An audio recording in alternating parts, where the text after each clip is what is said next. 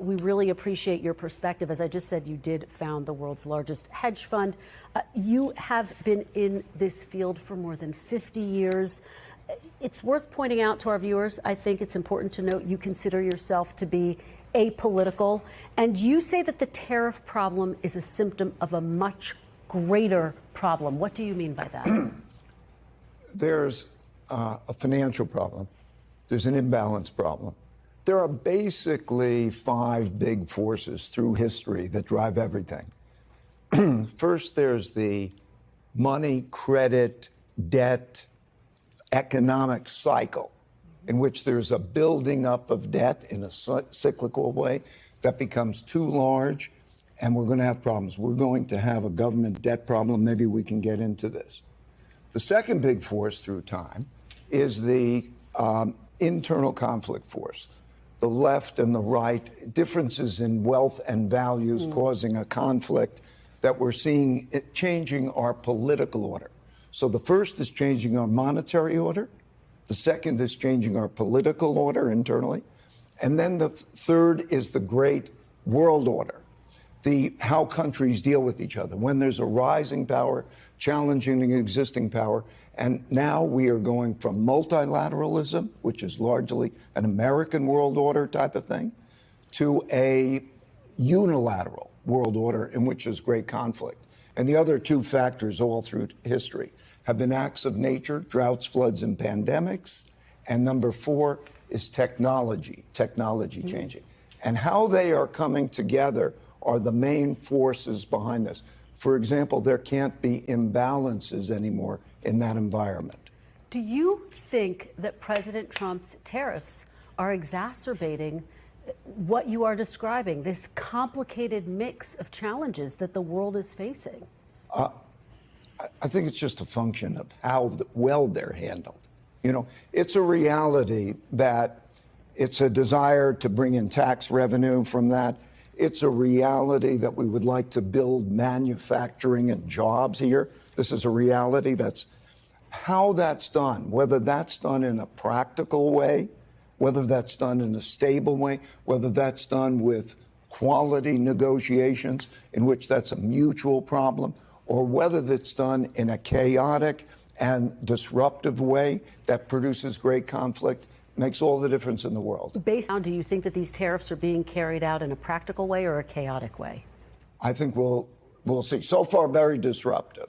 So far, very disruptive, right? And so we don't know what the numbers are. But that could be part of a process, right? It depends where we are at the end of the 90 days.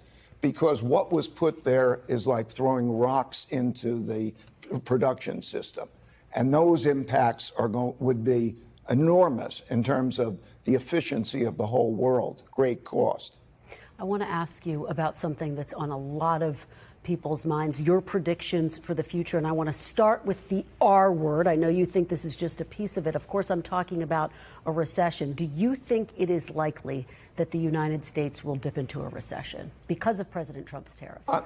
I think that right now we are at a decision-making point and very close to a recession. And I'm worried about something worse than a recession if this isn't handled well. A recession is 2 negative quarters of GDP, and whether it goes slightly there, we always have those things.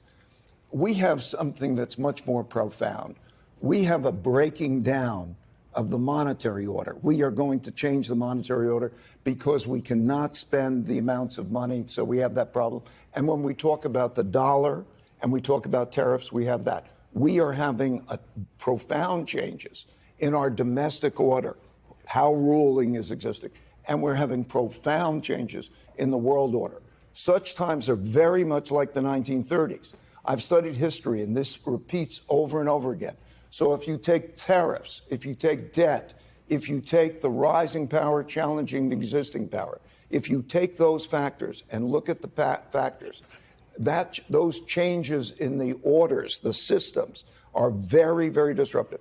How that's handled could produce something that is much worse than a recession, or it could be handled well. Let's take the debts. Well, very quickly, because I want to be very specific about what you mean. You're saying worse than recession.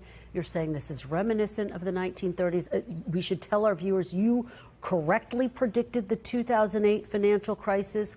What is your prediction for where the country is headed right now? Right now, we're at a juncture. Let's take the budget.